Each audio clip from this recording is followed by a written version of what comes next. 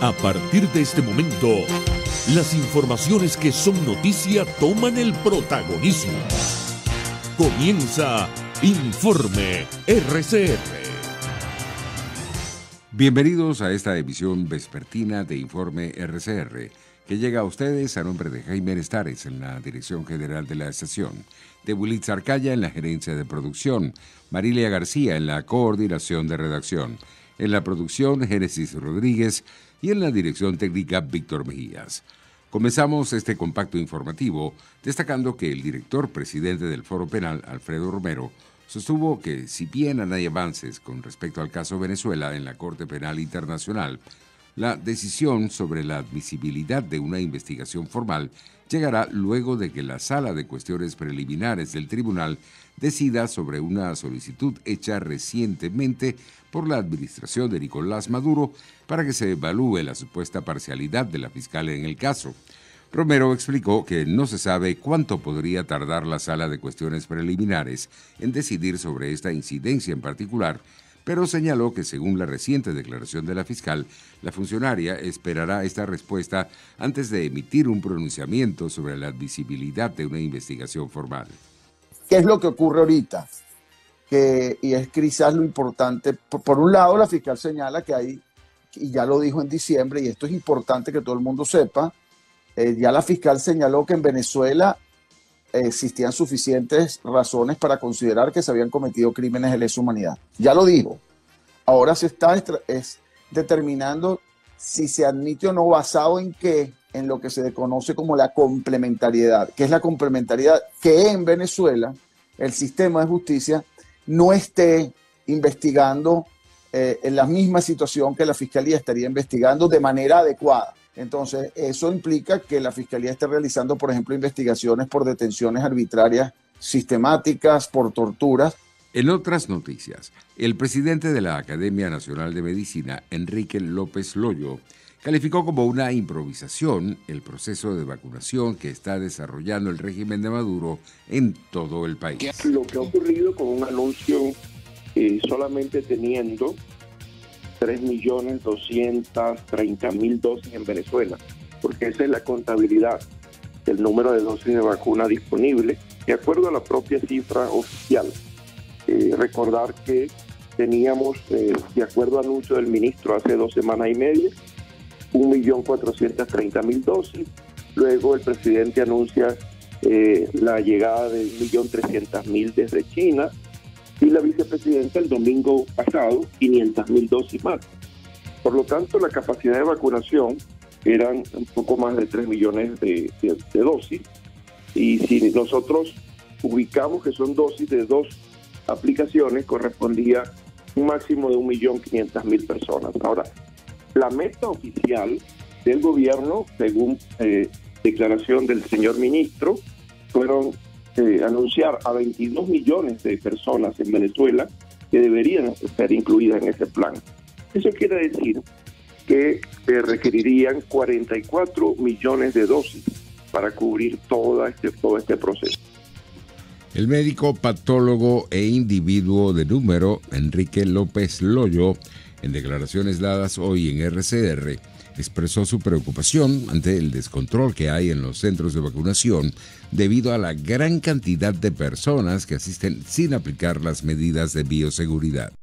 Esa preocupación tiene que ver con la expectativa que se ha generado para que la gente salga y se coloque a las puertas de los centros de vacunaciones con un llamado primero a través de redes sociales, de redes particulares e individuales de mensajería de texto, que corresponden a el llamado componente de carnet de la patria o sistema patria, lo cual es discriminatorio. Y otro que se ha colocado paralelo es la posibilidad que la gente se haga su registro a través de los mecanismos del Ministerio de Salud.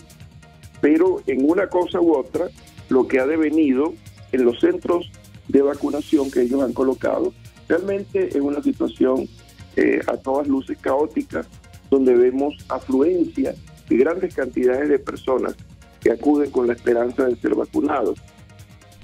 Entre tanto, el exministro de Salud del Estado Miranda, Gustavo Villasmil, cuestionó las declaraciones que está dando el régimen de Maduro ante las cifras de personas vacunadas. A su juicio, aún hay información oculta ante este proceso de vacunación en el país. Pero el éxito de un programa no de esta naturaleza no se mide en cifras agregadas en las que entra lo que es y lo que no. Se mide en indicadores, métricas muy precisas, muy específicas. ¿Qué porcentaje diario de población considerada de riesgo, que todo el mundo sabe cuál es, está siendo vacunada por estado? Fue vacunada por estado, por ejemplo, la semana que terminó el sábado. Eso en Venezuela no lo sabe nadie. Se nos dice que el 9.6, un poco menos del 10% de la población ya está vacunada. De eso no hay ninguna constancia desagregada. Hay algunos números que sí son un poco más difíciles, más fáciles de constatar. A Venezuela, hasta mediados de marzo, finales del mes de marzo, habían llegado 2.680.000 dosis de vacuna entre las elaboradas por la casa china Sinopharm y la casa rusa Gamaleya. A eso, todos los que hemos manejado programas de vacunación, tenemos que restarle el 10%, que es lo que se pierde, se daña por problemas de manipulación. Entonces ya vamos por 2.400.000. Y en otras informaciones, tenemos que la ministra de Ciencia y Tecnología del régimen, Gabriela Jiménez, confirmó este domingo que en los estados Zulia y Trujillo se ha detectado la variante andina de la COVID-19 y en Apure la cepa británica del nuevo coronavirus. Horas antes, la ministra explicó a través de Twitter que científicos del Instituto Venezolano de Investigaciones Científicas, IVIC, confirmaron la presencia de 2 nuevas variantes del SARS-CoV-2 en el país, bajo las denominaciones C37 para la andina y B1.7 la británica. Tienen una transmisibilidad potencialmente alta, precisó Jiménez, quien detalló que de la variante andina, la evidencia científica en Perú indica que esta mutación ha superado y ha desplazado a las variantes dominantes que estaban en circulación. Y volviendo al tema que tratábamos con el doctor Gustavo Villasmil en estas declaraciones que dio hoy en RCR, afirmó que no hay suficiente información con respecto a este plan de vacunación y además insistió en que Venezuela no avanza en materia de salud y que ya estamos entrando en una tercera ola de COVID-19. Si hay un plan de vacunación, para contestar a su pregunta, la verdad es que creo que muy pocas personas lo saben. Y por eso es la intensidad de las llamadas telefónicas de gente que le llama a uno al consultorio. Mire, doctor, es que yo tengo un contacto que me consiguió la vacuna. Veo, caramba, Dios le bendiga el contacto, pero ¿cuál es ese contacto que tiene usted y no tienen los demás venezolanos? Porque usted no es factor de riesgo. Pero esa persona va a tener contacto o va a tener acceso a la vacuna. O los que me dicen, mire, porque yo no voy mañana a clase porque voy al centro comercial tal, situado por allá por el municipio Sucre, a hacer una cola no sé cuántos días, o en un cierto hotel de Caracas, a ver si tengo suerte. Esos son los relatos que uno oye. Uno no oye, como en los países serios del mundo, bueno, mire, a mí me llamaron, casi me dieron que me presentara tal día. Esa no es el tal sitio, esa no es la norma aquí en Venezuela. El presidente de la Sociedad Venezolana de Puericultura y Pediatría, filial Aragua, Alejandro Crespo, desmintió a Delcy Rodríguez al asegurar que la cifra total de vacunados en Venezuela es de 1,1% y no de 11%, como lo había informado la vicepresidenta de la administración de Nicolás Maduro. Crespo publicó unos datos en su cuenta de Twitter, los cuales pertenecen a la Data Mundial de Vacunados, donde claramente se puede observar que hasta el 19 de mayo, Venezuela había vacunado al 1,11% de la población. Por su parte, el profesional de la salud indicó que para llegar a 11% debieron administrar 3 millones de dosis en una semana. Entre tanto, en Delta Amacuro, varios originarios radicados en Tucupita informaron que recibieron el mensaje del Sistema Patria, pero su centro de vacunación está en la selva de Delta Amacuro, a 5 días de navegación a remo. Además, el centro de salud señalado por el Sistema Patrio no cuenta con vacunas y el material biológico se almacena solo en Tucupita, la capital del estado. Por su parte, Eduardo Piñate, ministro de Educación del régimen de Nicolás Maduro, reiteró este domingo que el regreso a las aulas podría darse en octubre para el comienzo del nuevo año escolar 2021-2022. El presidente lo planteó incluso ese día con la reunión con los estudiantes de educación media, que si se daban determinadas condiciones, esas condiciones son que el plan de vacunación, por ejemplo, que el plan de vacunación masiva que se ha iniciado avance con normalidad, que las perturbaciones propias del bloqueo, de las sanciones, no nos afecten tanto, que podamos bajar el nivel de contagio que tenemos, pudiéramos comenzar clases presenciales en el mes de octubre. Lo ha dicho el presidente, yo creo que eso es posible, arribar a esa situación, para lo cual incluso no solo creo posible, sino que ya hemos empezado a tomar medidas, ¿no? En otras informaciones tenemos que las torrenciales lluvias presentadas la madrugada de este domingo en todo el estado Táchira ocasionaron deslizamientos en la zona montañosa, donde las dos vías que conducen a las poblaciones de La Grita y Seboruco quedaron colapsadas por los deslizamientos de tierra. Jaiber Zambrano, director de Protección Civil Táchira, explicó que las arterias viales que comunican el municipio Jauregui, bien sea por Seboruco o por El Cobre, están cerradas, pues se presentaron deslizamientos en diferentes sectores. La población de la zona está buscando cómo abrir el paso al menos un 50%. Mientras en el estado Mérida, tras más de 4 horas de lluvias este 6 de julio en distintas zonas del estado, en el pico El Águila, habitantes se reportan una nevada, fenómeno meteorológico típico de esta época en la entidad. Ante las lluvias, las autoridades se mantienen en alerta. Pasamos a la materia económica.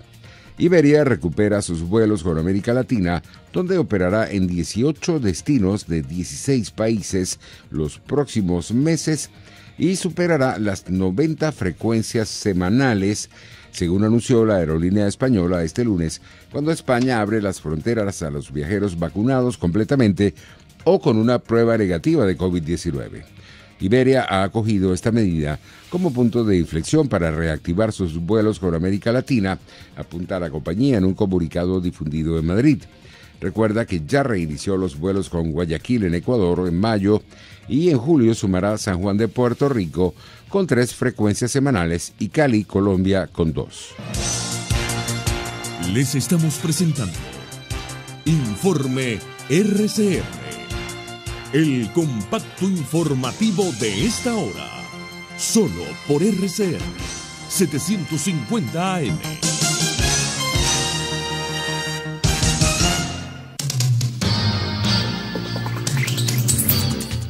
En el ámbito internacional, el izquierdista Movimiento Regeneración Nacional Morena del presidente mexicano Andrés Manuel López Obrador y sus aliados se desplomaron en las elecciones del domingo en Ciudad de México, bastión tradicional de la izquierda, al ganar solo en 7 de las 16 alcaldías que forman la capital. Según el programa de resultados electorales preliminares, con un avance del 95% escrutado, la coalición opositora Va por México ganó los comicios al imponerse en 9 demarcaciones, un resultado histórico para los conservadores que hasta ahora solo dominaban 2. El mapa de la ciudad, una de las más grandes del mundo, quedó totalmente partido por la mitad, donde la derecha se llevó las alcaldías del oeste y la izquierda las del este. En el mundo deportivo, Los Angeles Clippers, con la guía de su astro Kawhi Leonard, sometieron este domingo 126-111 a los Dallas Mavericks y sellaron el boleto a las semifinales de la Conferencia Oeste. Leonard, con 28 puntos y 10 rebotes, lideró una ofensiva que tuvo a 7 jugadores con más de 10 puntos cada uno. Hasta aquí este compacto informativo de Informe RCR. Que tengan una feliz tarde. Hasta aquí este compacto noticioso. Manténgase en nuestra sintonía, porque estaremos informándole de la noticia al momento de producirse. RCR 750 AM.